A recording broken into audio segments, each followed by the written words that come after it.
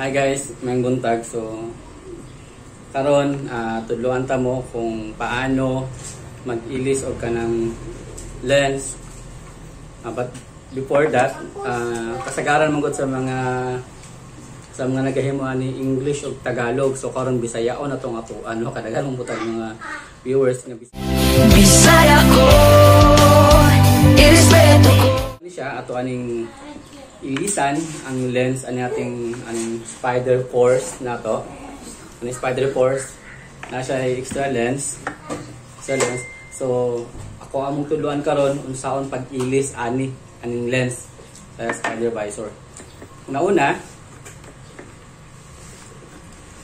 ato aning iangat ang atong lens. Angat ato ana.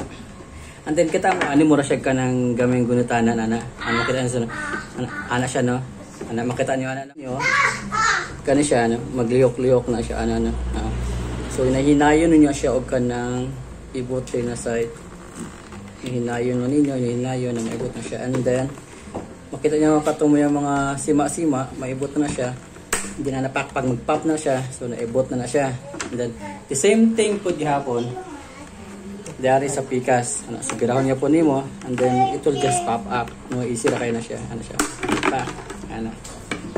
so karon from clear na lens ipulit niya atong lens nga kaning shade, pero actually nag-ilis ko ani ganiha pero gusto na ako mangud clear, so balik lang ako ning clear. Okay, balik na ako siya tudloan ta sa pagbalik di safety hapon nga rip ng forma niya.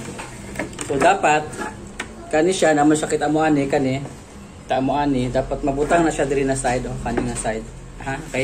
So ato ana siya ihaom, makita niyo ihaom na to siya tapos birahon gyapon ninyo medyo clumsy ko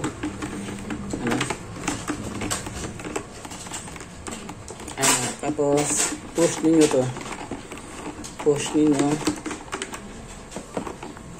pag mag-pop na siya, pasabot swak na siya. The same thing ihapon ang himo niyo sa pikas, okay? Paningot ako guys. Nung nag-resort ko, pop na. So nag-pop na. So it's okay na. See?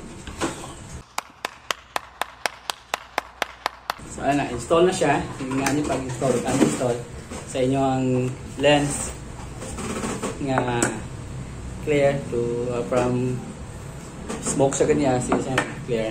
Actually ang spider force is comfy kay siya kay baga yung foam di are, and then breathable siya kay nasa yung mga breather so di are, tapos aerodynamic po siya ang design para nako kay mo akong gusto nga helmet, so ganahan kay ko ani. Thank you and see you in our next video. Correct next video pa.